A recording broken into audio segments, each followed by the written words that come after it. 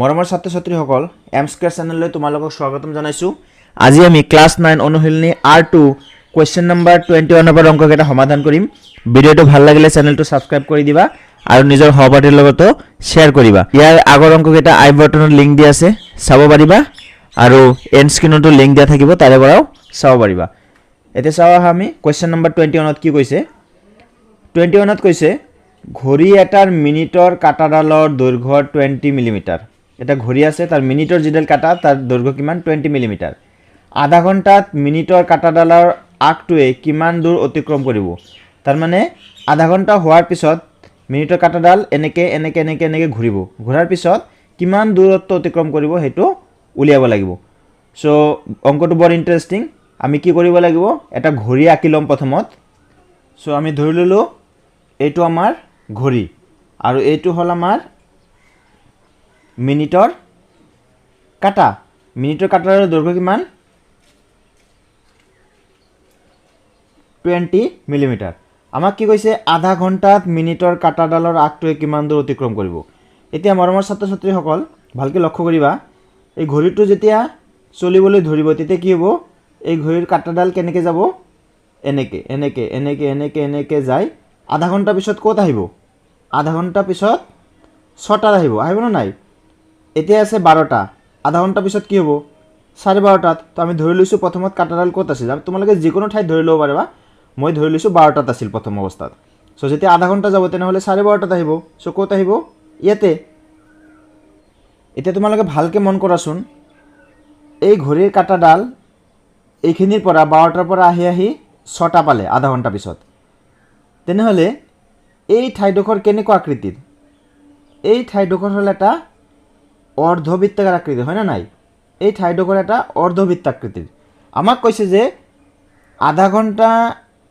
মিনিটৰ কাটাডালৰ আগটোৱে কিমান দূৰ অতিক্ৰম কৰিব। চোৱা দূৰ কোনখিনি অতিক্ৰম কৰিছে, এনেকে এনেকে এনেকে আহি এইখিনি পাইছে। তাৰমানে দূৰ হ'ল এই ঘেৰটোৱে, এই ঘেৰটোৱে হ'ব ইমান দূৰ আধা ঘণ্টা অতিক্ৰম কৰিছে। এতিয়া এই ঘেৰটোৰ আমি যোগ কেনেকৈ উলিয়াম, এই গোটেইখিনি এটা কি, ঘড়ীটো এটা ঘড়ী কেনেকুৱা থাকে বৃত্তাকাৰ, এই গোটেইখিনি এটা বৃত্ত। তেনেহ'লে বৃত্তৰ পৰিধি কি জানো, আমি বৃত্তৰ পৰিধি জানো 2πr, আৰু এইটো কিমানখিনি দূৰত্ব অতিক্ৰম কৰিলে, অৰ্ধবৃত্তাকাৰ। তেনেহ'লে অৰ্ধবৃত্তটোৰ পৰিসীমা কি হ'ব বা পৰিধি কি হ'ব, হাফ অফ 2πr। তাৰমানে 2πr আধা, গোটেইখিনি যদি 2πr হয় তেনেহ'লে তাৰ আধা কি হ'ব হাফ অফ 2πr। তেনেহ'লে হাফ অফ 2πr কৰিলেই আমি কি এইখিনি আমি ধুনীয়াকৈ পাই যাম। সো এতিয়া আমি এনেকৈ লিখিম, আমাৰ কি দিয়া আছে, গিভেন মিনিটৰ কাটাডালৰ দিক 20 mm।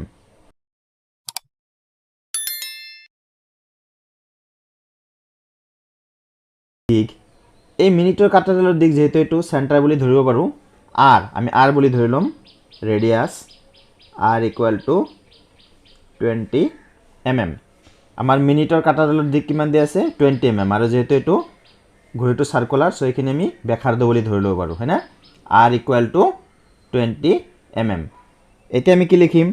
আধা ঘণ্টাত মিনিটৰ কাটাডাল অতিক্ৰম কৰা দূৰত্ব হ'ব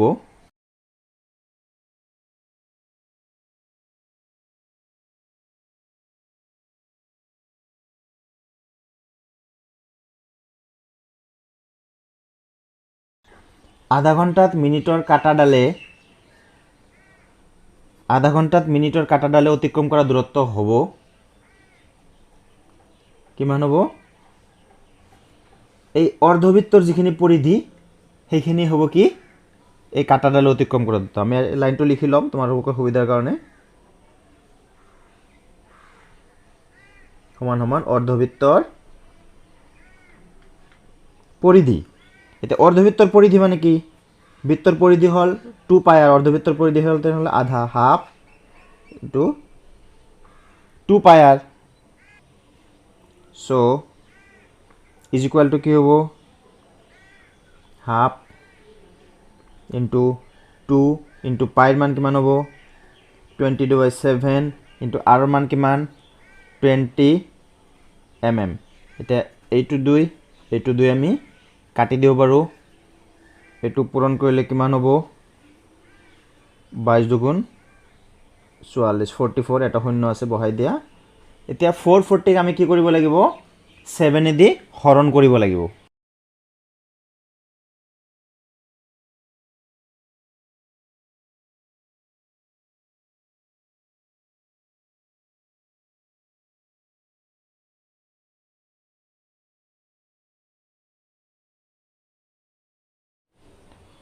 So 440 আমি 7 দিয়ে হৰণ কৰিলে কিমান পালো 62.85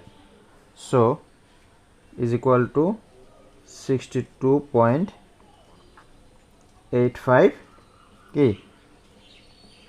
মিলিমিটাৰ that is ঘড়ীৰ কাঁটাডাল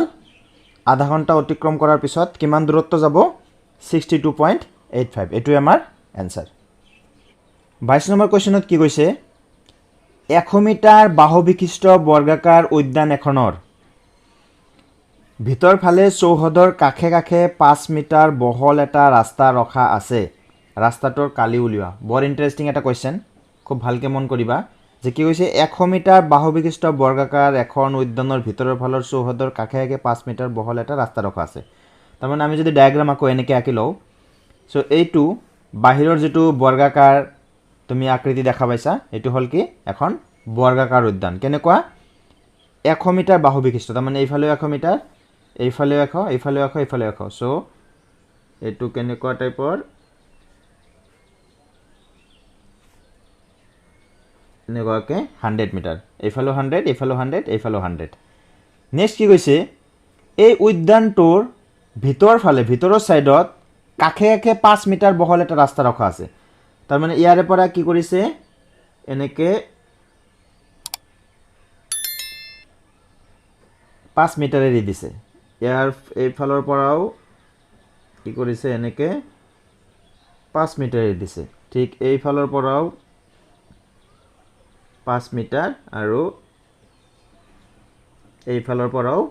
5 মিটাৰ এনেকে 5 মিটাৰ কি কৰিছে এৰি দি কি কৰিছে এটা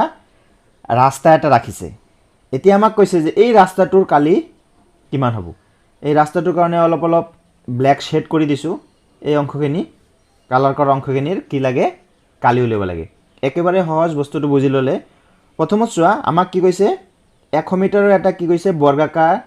উদ্যান এটা দিছে আৰু তাৰ ভিতৰৰ ফালৰ পৰা কি 5 মিটাৰ কে এনেকে এৰি দি কি কৰিছে এটা বহল ৰাস্তা বনাইছে তেনেহলে চোৱা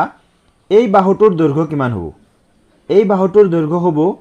এই গোটেইখিনি 100 মিটাৰ এই ফালৰ পৰা 5 মিটাৰ এৰিছে এই ফালৰ পৰা 5 মিটাৰ এৰিছে 5 5 10 মিটাৰ তাৰমানে দুই ফালৰ পৰা মিলি তেনেহলে 1 ৰ পৰা যদি 10 মিটাৰ বাদ দি দিয়া তেনেহলে কিমান থাকিব এই ভিতৰৰ অংশখিনি কিমান থাকিব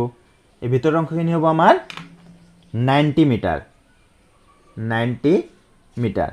ঠিক তেনেকৈ এই বাহুটোৰ দৈৰ্ঘ্য কিমান হ'ব এই বাহুটোৰ দৈৰ্ঘ্য 90 মিটাৰ হ'ব কেনেকৈ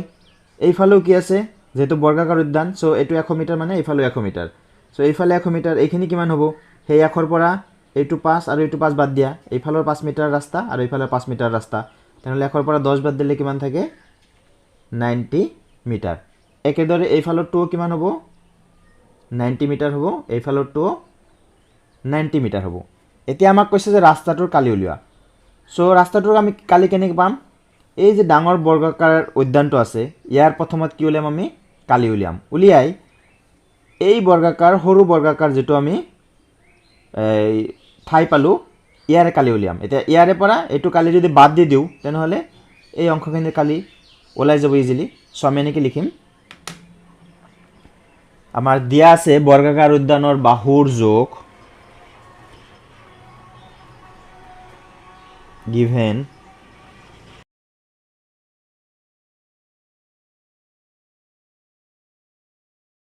বাহুৰ যোগ কিমান দিয়া আছে আমাৰ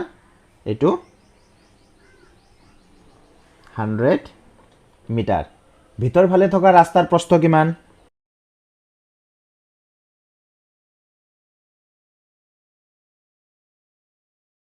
প্ৰস্থ এই ৰাস্তাৰ প্ৰস্থ কিমান দিয়া আছে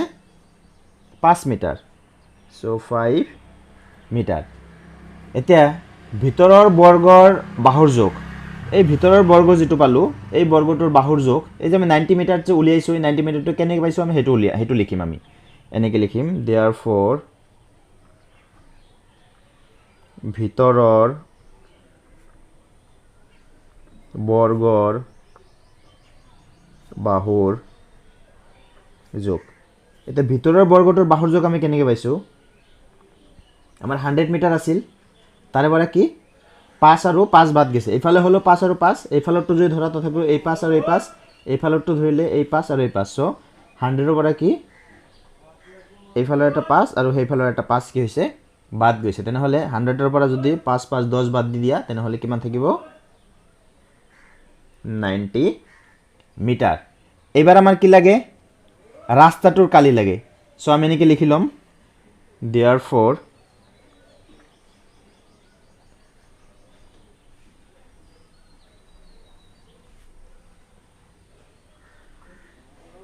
ৰাস্তাটোৰ কালি is equal to বৰ্গাকাৰ উদ্যানটোৰ কালি বৰ্গাকাৰ